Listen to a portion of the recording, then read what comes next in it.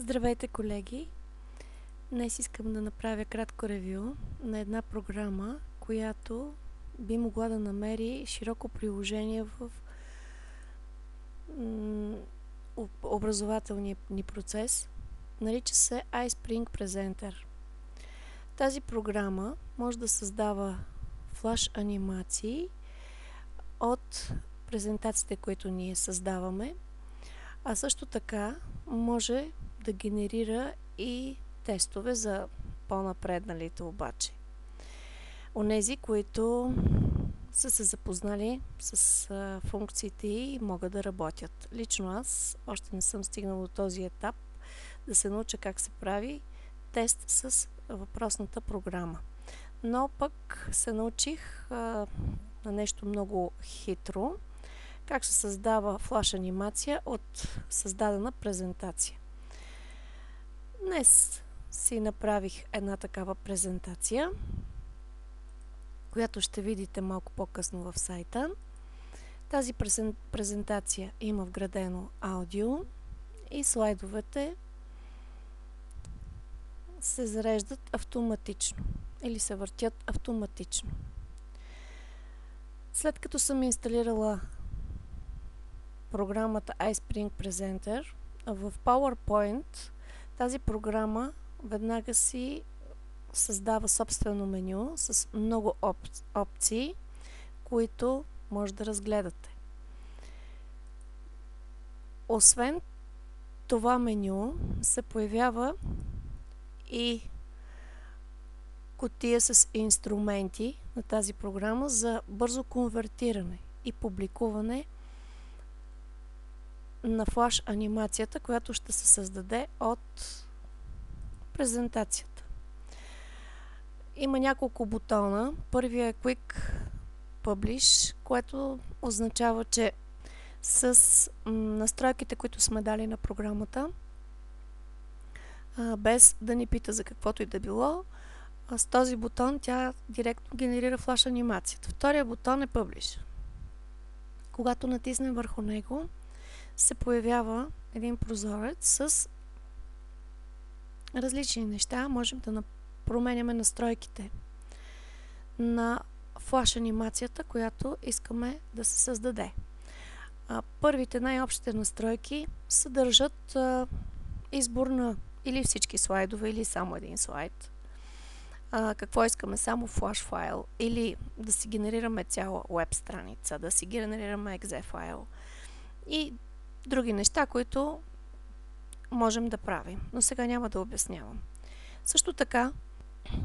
Също така можем да си изберем как да ни изглежда плеера. Ето тук има един плеер с повече настройки, един, който прилича на банер, няма никакви бутончета върху него. Класическия вариант е също така доста удобен за ползване.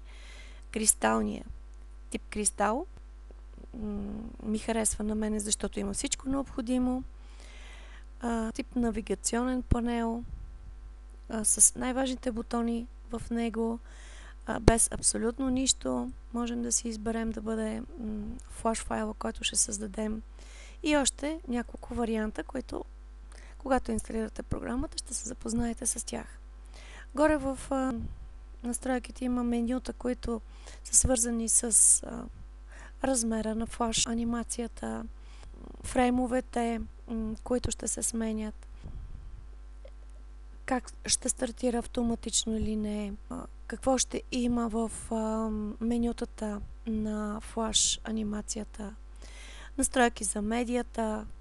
Тук можем да напишем името на автора, който е създал презентацията, и нататък Web Links, нещо, което е свързано вече с публикацията в интернет.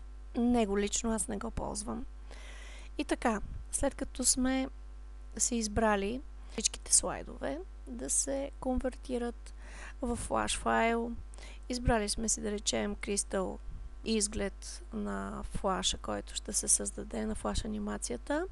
Лесно анимацията се създава от програмата. Достатъчно е да натиснем бутона Publish и моментално стартира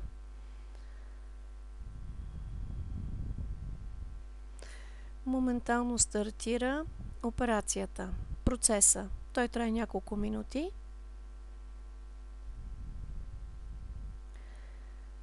Не е нужно да го изчаквам. В момента ще го спра, защото аз вече съм готова с тази анимация. Не бих искала да губя времето на никого.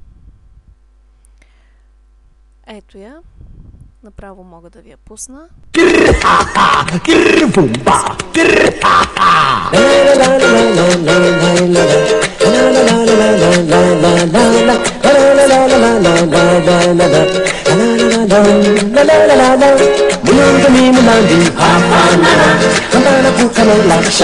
Ако искаме